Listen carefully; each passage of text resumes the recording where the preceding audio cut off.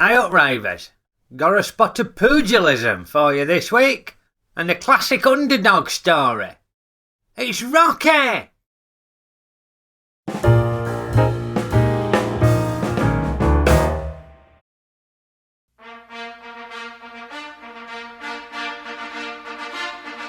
Yes, Rocky. Written by and starring Sylvester Stallone as the titular. Is that the right word? Titular? Titties? He's the title character. Rocky Balboa. A washed up journeyman boxer who nobody respects. Everybody takes the piss out on him and treats him like a pillock. Hey, Rocky. Yo. Screw you, creepo. That's a bit harsh, isn't it? Anyway, he has to make his money by working as a debt collector and threatening folk for this horrible, slimy loan shark. From here on in, do what I tell you to do because it's bad for my reputation. You understand?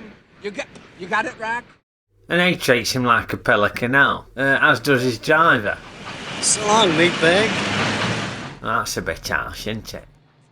In fact, one of the few people who don't treat him like a pillock is the shy pet shop assistant, Adrian, which is quite an uncommon name for a lady, ain't it? The only Adrian I've ever known were a 6'4" car mechanic who were into his bodybuilding. All the lads called him Ady. Ady! Yeah, quite different. At any road, Rocky, he takes a shine to Ady. Yeah, he's always hanging around the pet shop as a lame excuse to try and woo her. But he does eventually get her out on a date where he takes her ice skating. And then he cleverly plays on her interests in pets in order to entice her into his flat. Hey, come on. Hey, I got some animals. I got these rare, very rare animals inside. Come on.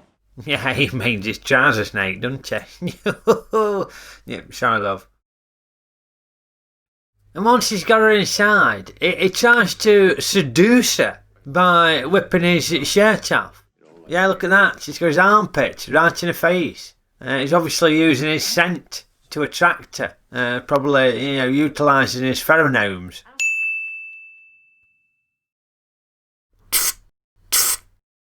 Ooh.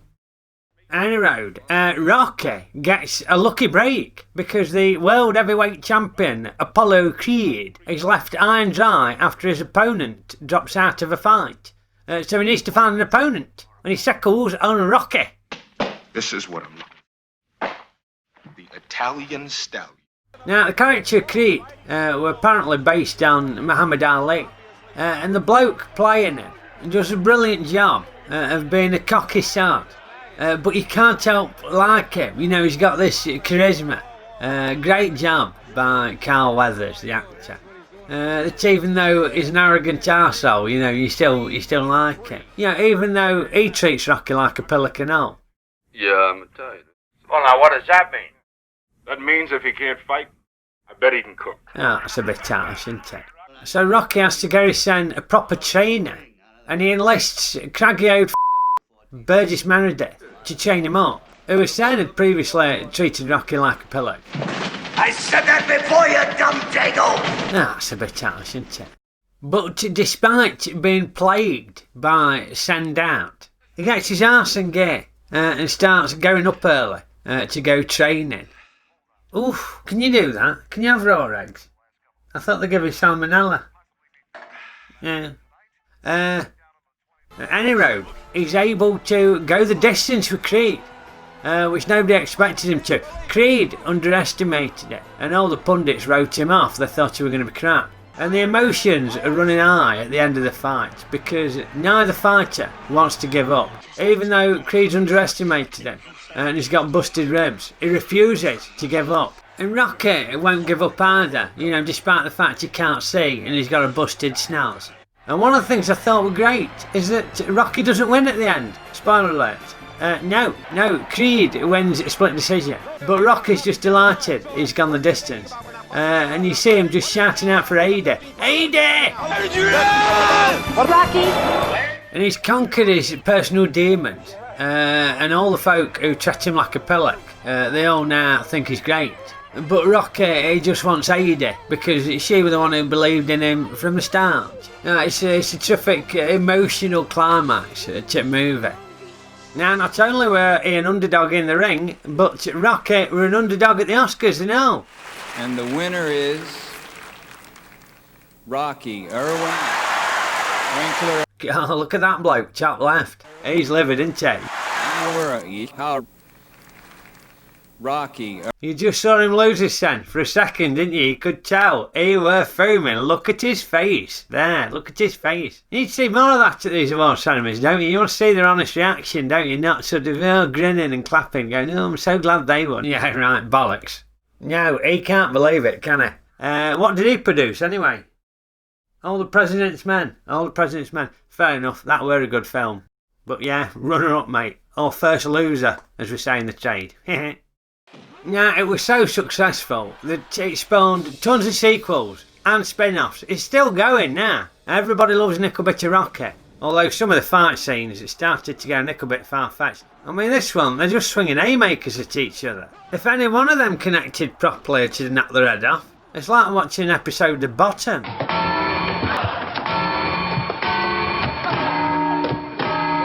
But for me, the biggest legacy that Rocky gave to the world of cinema were the training montage.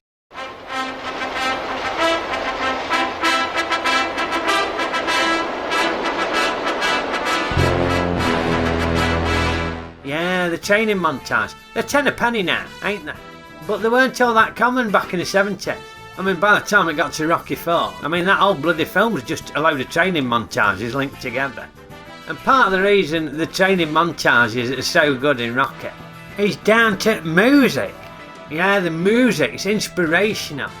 It was by a bloke called Bill Conti, who also did the music to Escape to Victory, best football film ever made. Yeah, that's got a training montage in it and all.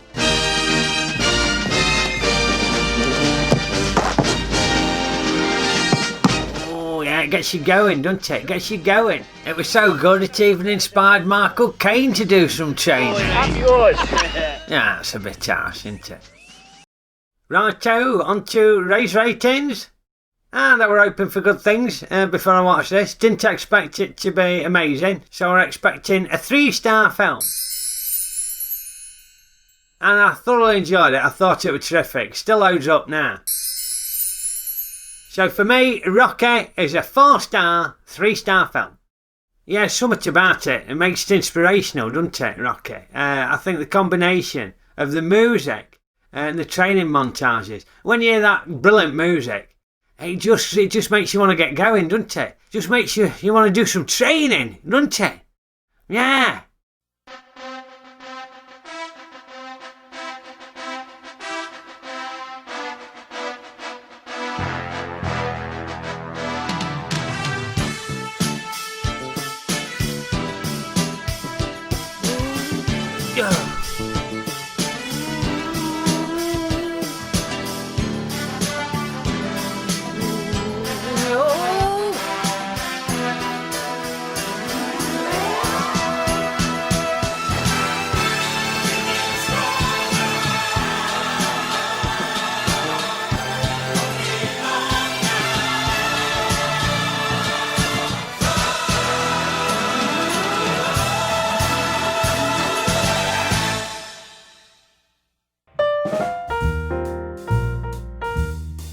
Oof, about ready for a lie down after all that exertion. Anyway, I hope you enjoyed that this week, Rayvers. And next week, I'm going to be back for the last episode in the series. Crikey, that's gone fast, ain't it? Next week, we're going to be looking at The Terminator.